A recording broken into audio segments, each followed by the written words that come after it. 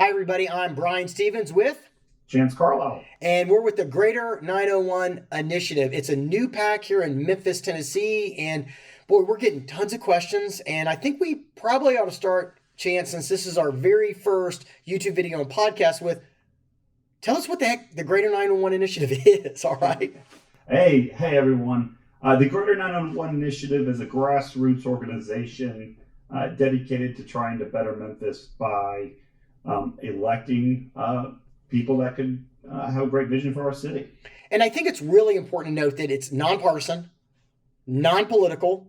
We are not working with any of the mayoral campaigns. We're providing good data so that the voters here, in your words, how do you put it? So the voters can do what? Be educated. Well, and they can be their own judge. And jury. Right. You can tell we're still trying to get the swing of how to do all these things. But today we've got a pretty interesting topic is where does it stand right now? And the date today that we're shooting this is August 25th. And we've run a series of polls, and you can go to our website, thegreater901.com, and you can see our past polls that we did in January and in April and May. But now we got a different kind of poll. Chance? Do you know what kind of poll we're doing right now? Do you get it? You're a guy that pays attention. Why don't you explain it to me like I'm an idiot? Yeah, well, that's great for me. I like to explain to Chance things like an idiot. Is we're doing what's called a tracking poll. Now, a tracking poll is a little bit different than a lot of the polls you see out there in the universe. And I've attached an op-ed to this email that you can read a lot more about polls. So I'm not going to dig into that. But a tracking poll, instead of just a snapshot in time, I'm going to transition here. So you'll see this one was taken right here on July 8th, was the first one, right? And I'm not going to start breaking it down quite yet, but it was taken on July 8th. So that's a snapshot in time, and that's a 4.8% level of margin of error, and you probably heard that phrase, and you can read more about that below. But then what we do is you drop off 100 participants and you add 100 participants. And these are all likely voters. These aren't just registered voters. These aren't just regular people. They're all Memphians, but they're likely voters in a Memphis City Council election. So the next poll, we drop 100 and we add 100. So what happens is you start to see, look at my awesome graphics, Chance. You start to see, I know, right? You start to see a movement over time. And so what happens, you'll start to see a flow. And we're going to release every week a new update on this. And so what we mean, we're going to track it all the way through the election. Does that make sense to you, Chance? It makes plenty of sense to me. So we basically started with a big base after the petition deadline was done. So we knew who was going to be on the ballot, right? And then during that period of time, we actually had a candidate drop, Frank Colvette. So in our first poll, Frank was in there. In the tracking poll, Frank's not. So we can see where his voters and support movement went as we track it each week. Well, I guess this upcoming week, which we'll release next week, he's not in it. Correct. But in the first 2 weeks, he was in it. And so eventually there'll be some adjustments on where do his potential voters go, and we're going to break this down, why we think that the candidates are where they are in the Memphis mayoral election. We're going to kind of get deep, and it's a little bit of a educated guessing here. But where do Frank's votes go? And that will be something that I think we'll start to see down the road, right? Yeah. I mean, it's just our opinions, but hey, everyone can be a political pundit today. Yeah, I'd love to see comments and people dialogue about what they think. And people are going to get upset. I know people are like, would you guys get to the point? You're 3 minutes and 51 seconds in, you haven't gotten to the point. I know, because I don't want to start getting yelled at. And Chance, I mean, recently, how many people have been in your face about what's going on with this election? I'm glad that people are finally excited. Look, there's one thing, there's passion, there's energy. We don't have a dog in the hunt. We're not being paid by any of the campaigns to tell them what they should do or shouldn't do. We're literally just letting them know what Memphians who are likely to vote are saying. Yeah, and we do have scorecards coming out where nonpartisan, non-political group of people scored all the candidates running for city council and mayor's race. And they're going to get a scorecard, and they're going to get grades. And so that's coming out. And the poll is a poll. And what I say is the poll's a poll. We don't have a dog in this fight other than wanting Memphians to have really good information to go vote on. So let's... And it's a snapshot in time. Snapshot in time. So it's right now, all we have is the information we have up until this point. Tomorrow, we're going to see more TV ads, more commercials, more voter education campaigns like our scorecard. It's early, even though the election is drawing near. It's funny. I have to constantly remind people that nobody's voted yet. Some people are acting like the campaign's already over, and nobody's voted yet. Early voting, starts in September, so we'll get there. But okay, let's get into the math a little bit. So the first thing I want to talk about, Chance, if you look on your screen right over there, buddy, you have the results from July 8th. That was the first day of our tracking poll, and I'm gonna read you the math, and let's kind of dialogue on why we think the candidates are where they are, and I'm gonna say you're gonna see lots of polls, lots of information. The candidates didn't pay for any of this. We won't accept their money. We're not giving candidates any direct contributions for this stuff. So pretty unbiased, and it's not just voters. It is likely voters in a Memphis City election. All right, and we know that from history, right, of who votes. So here we go. Chance. The Paul Young and Floyd Bonner appear on this one to be within the margin of error, completely tied with Mayor Harrington, the king, is 16%. Paul's at 24. Bonner's at 24, plus or minus 5%.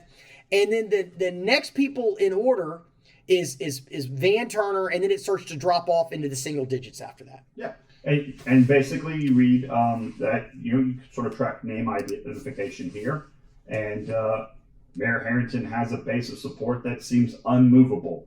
Highest name ID. Most people have a pretty good opinion about where Mayor Harrington is. Yeah, let's talk about Mayor Harrington real quick. Sure. Because a lot of people have grabbed me in the grocery store and at Lowe's. I've been going to Lowe's a lot buying wood for bike jumps in my backyard, but we can talk about that later. And they talk, well, how's Harrington doing? So how is Harrington do well? And so I think it's good to drift into historic knowledge about Harrington. Doc was the longest serving mayor in Memphis history. He was a superintendent, tons of name ID. A lot of people will say his first few terms, he just absolutely crushed it. Just really did great things across the board, all political sides, all areas of the city. That's right. And candidly, I think he's probably the best campaigner in the race. He's done it the most, has the most experience, and knows how to get his base out. Boy, I will agree with you on this point. There's no better politician and campaigner on this deck than Willie Harrington. And still maybe not even in the city. Well, and I'll tell you, the man could write books on how to campaign. I mean, he's won some really tough races, and then he locked in his support and say what you want. I didn't really appreciate some of the rhetoric you say. If you don't like Memphis, get out, and I didn't enjoy that. I'm more of an opener, but I get it. But we started with him and opened with him because that is a base of voters that we don't think is gettable by anyone else. Well, he gets locked in. The question, can he expand it is the question. The question that I have is, there always seems to be an undercurrent with Harrington of having more voters than actually want to admit they're going to vote for him. So if I had to guess, is 16% as he stood on July 8th, probably closer to 22? Probably. Could be where it finishes. I mean, he certainly has the capability of adding. I don't think he has the ability to lose many voters. Yeah, he's not going to lose those voters. I mean, if Harrington, he's always in that high upper double digits, and sometimes he can float into 27, 32%. I don't think he's doing anything. So let's talk about this campaign. So he's got a base. The base is what it is, and they're going to be there until until they age out, right? And so, to put it frankly, and so. But what's he doing right now to campaign?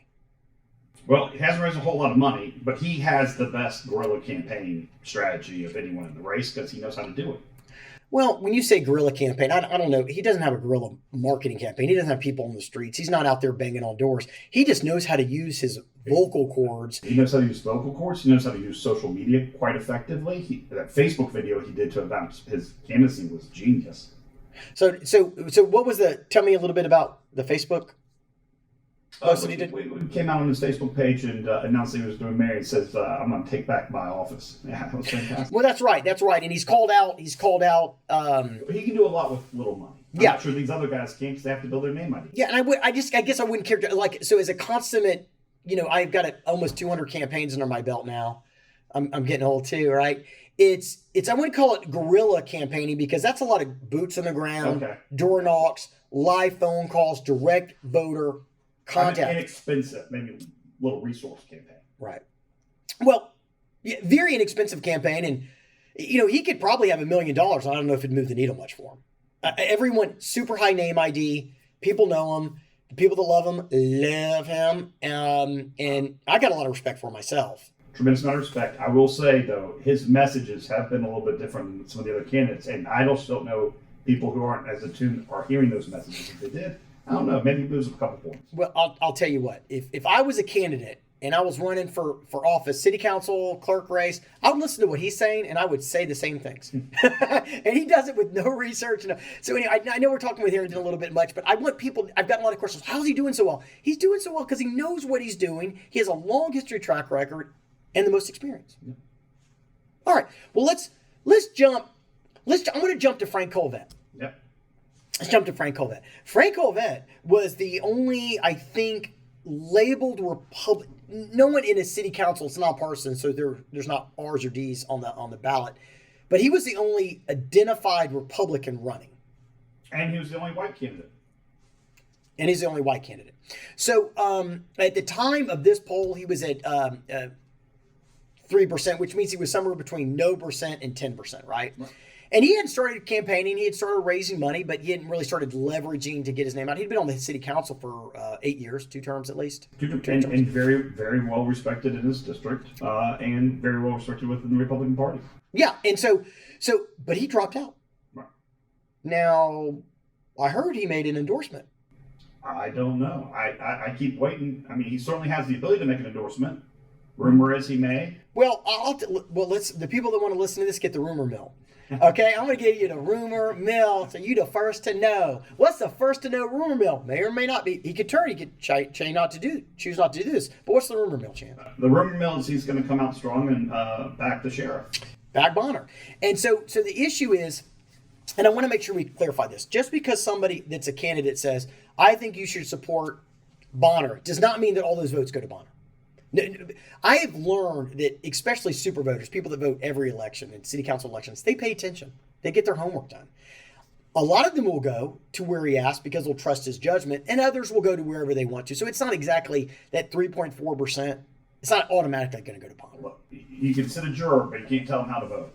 You know, you get into the courtroom, and look, I think people will listen to the testimony that Frank has, but at the end of the day, they're going to make up their own mind and their own decision. Yeah, funny thing, Chances, I just looked behind you, and they set up a little, the Greater 901 Initiative sign, and we're going to do better in the future. We're going to get it more ironed out, but we thought this was so important to get done for you, to give you the data on these races, that we're doing a little off the cuff here today. All right. So, okay. This was planned like 2 hours ago. 2 hours ago. And we decided, instead of just giving you the results, we those that want a little bit more flavor, we're going to try to get that. All right. Dun, dun, dun, dun. So Frank's out. We've heard through the grapevine that he's going to endorse Bonner. We'll see what effects that have. All right. And then you get to the two biggest issues. Public safety, economic development. You got an economic development candidate, maybe Paul Young. Maybe you have a public safety candidate, Floyd Bonner. But the question is that really how people are voting, how you think they would vote? Or is there something else going on here? So it is interesting right now. The two top votes, according to this poll and other tracking, we're the only ones that are in tracking polls, so pay attention. But other polls that have come out, you'll see some artificial numbers that are a little high, especially if they're run by the candidates, or they pull a population that is not representative of the entire community that's going to vote. You can always have little shifts, and there's always little bounces and adjustments. So Paul and Floyd, Paul Young, who is economic development, downtown Memphis commission guy, been involved in tons of stuff, used to run the housing authority. I mean, he gets economic development. And then Bonner, who gets public safety. And so those are the top two people right now. And right underneath that, you've got Doc Harrington and Van Turner. Van Turner was on the county commission for a number of years and a lawyer. And so right now, as it stands on July 8th, as it stood on July 8th, those were the four people in contention, right? Okay. So and what do you attribute that to? I attribute it to the two major issues, and some about Harrington's age and his ability to come back into office. Joe Brown would be in that category too. Van Turner, I don't think has a broad enough message, and is a really, as a lawyer, very litigious candidate. Wants to sue everyone, which I don't think plays very well. And so you have these two vessels that I think a lot of Memphians are looking at as, hey, this person may not be perfect for me, but they carry what I care about the most. And that's I think, playing out, particularly when you look at where these votes are coming from. You know, you look at Super District 9, which is mostly East Memphis, Super District 8, which is mostly, South Memphis, Hickory Hill, yeah. Orange Mound, sure. And there you go. You split it 50-50, you get 24-24. Well, I want to get to that in the dynamics. I mean, if any of the candidates wanted to listen to what we say, well, I got some ideas for the person that may want to win. But let's talk about our next tracking poll. And I just pulled it up for you, buddy. There you go. July 22nd. So we got a little bit of a jump there because it took us a little while. It's harder and harder to get completes done now, where you actually do a survey and call people up and do that. And we should say that if we don't get enough completes or we don't get 100 some people to do it, we may miss a week or two. But we're going to always put out quality information. I would say this. I don't anticipate having to miss a week, but instead of it being every 7 days, it could be 10 days. Yeah. So just keep an eye, but know that we're going to give you when we wrap it up, the next dot. So here's the next factoid, and the next one's about out too, by the way, is July 22nd, and there's been some movement. There's been a little bit of movement right now. So Paul is about the same. He's about at 24. And next time I'd like to get these graphics a little bit bigger. I'm sorry, everyone, but it'll be on the email that we'll send out. Yeah, and just to be clear, this started on the 22nd and then rolled. Right. All right. Right. So you get about 25 completes a night. And that's why, you keep dumping old ones and adding new ones, right? So Paul Young's 25%. He is right now, according to this poll, the front runner. Now, Floyd Bonner, though, and I got an opinion. I got my reason why. Drop not quite outside the margin of error, but 4-point drop is not an uncommon thing, especially before all their media buys get going, mail and TV and radio and all those things start to happen. But he dropped a few points. And those points, interestingly, appear to have gone to Dr. Harrington. And Joe Brown. Oh, Joe Brown did pick up a couple points. It's within the margin of error. J.W. Gibson, Michelle Miskin, still on there. Karen Campers, they haven't really moved. I don't know. I haven't seen any big campaign. Let's talk about those candidates yet. I'm going to talk about them before we get into why the movement with Floyd. Karen Camper, Michelle, Joe, J.W. Gibson, everyone has a chance right now. Everyone has a possibility of winning. I've seen people with 4% rocket up in the last minute and win. It happens. And it's all dependent on how they use their campaign resources and time in the final weeks leading up to early voting. And so they need a message that gets a ton of free advertising, a lot of noise, and a lot of energy. They have to do it with boots on the ground from volunteers because they can't pay them.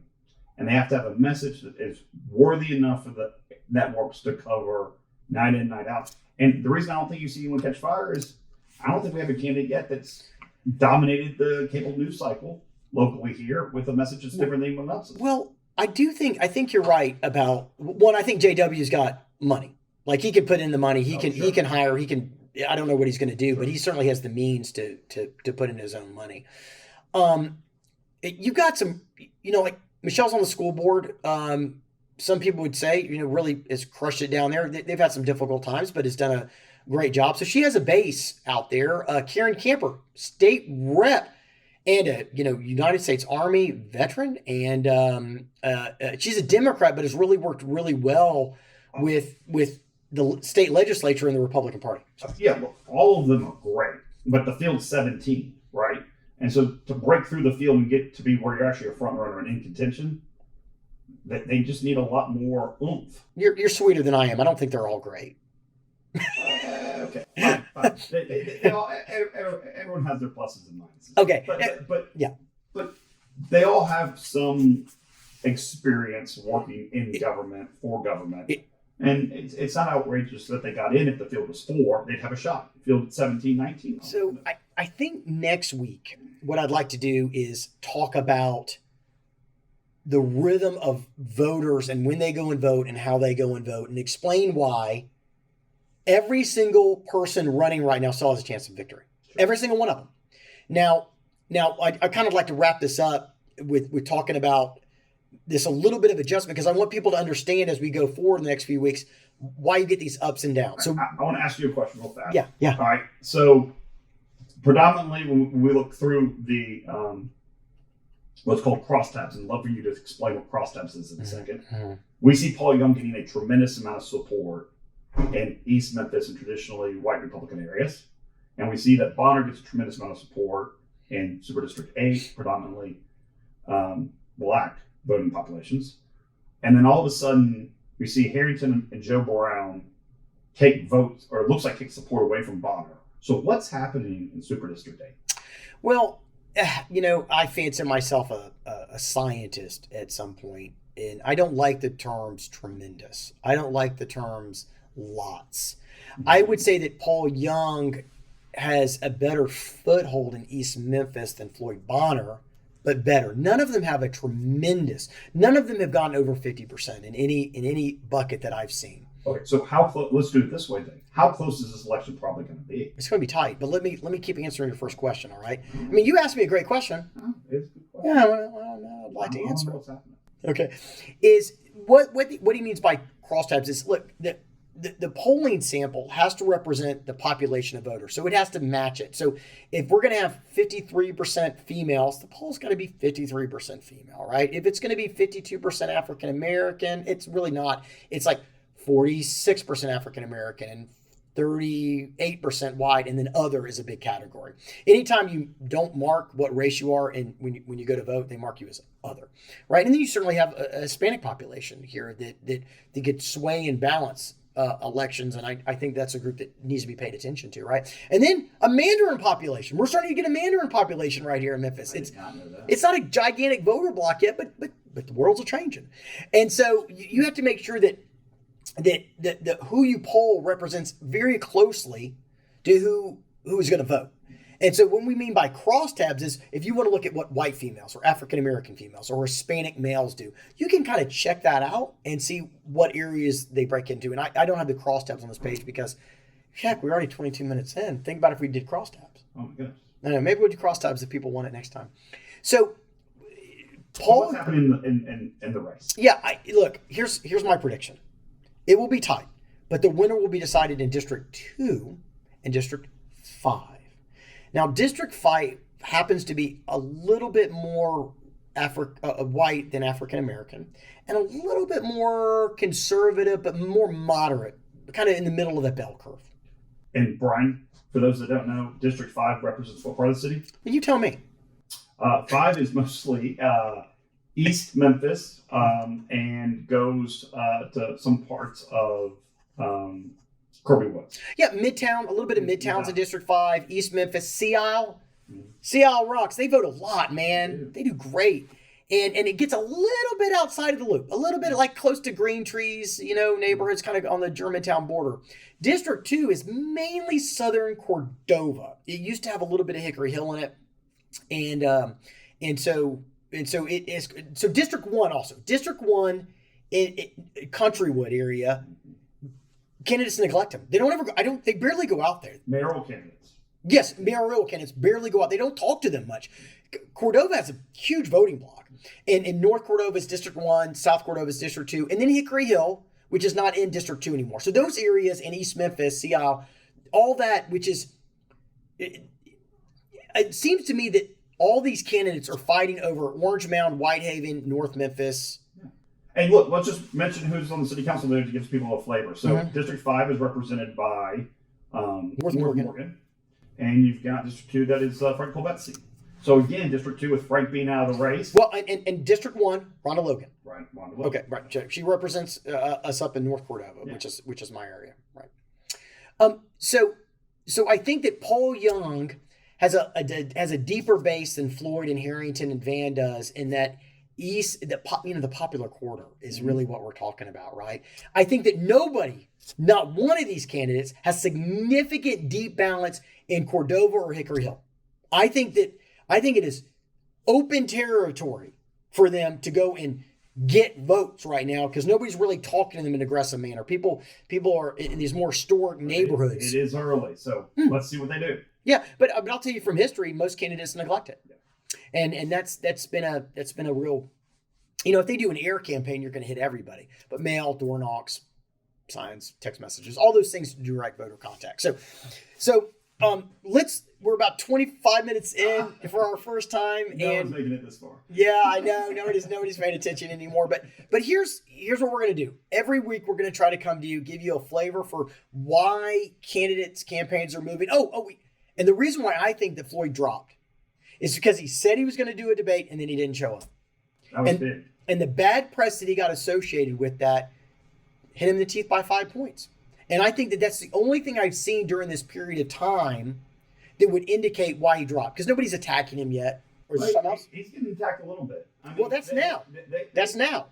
It's now. But they started a little bit of, hey, look at crime. Can you trust the sheriff? That started early. But, I mean, the gloves haven't come off with any of these candidates yet. And it'll be interesting when they do. Yeah. And so I think my summary is this. It is anyone's race right now. How you use your money, how you use your resources. So if you got a candidate you like, dig in, get out there and help them. Drive them to the finish line. Every one of these people have got an opportunity. And I've seen people just swell up and win, right? I mean, I hate to use national examples because we're not a national pack, but you can think of people that Bill Clinton had no shot at becoming U.S. president. Obama, no shot. Bush, no shot. Trump, no shot. And they still won. I don't care where you are on the political aisle, but people rise up quickly. So start paying attention. Yeah, and look, there's still a tremendous amount of undecideds. And they are digging in starting in the next couple of weeks. Yeah. All right. So those undecideds are big, and this doesn't reflect that, obviously, because I just like to talk about where we are right now. And so, hey, hope you enjoyed this. If you like it, give us a thumbs up on YouTube. Watch it, and we're going to try to do more of this to help you make a great voting decision. And God bless Memphis. All right. Thanks. Thanks, everyone.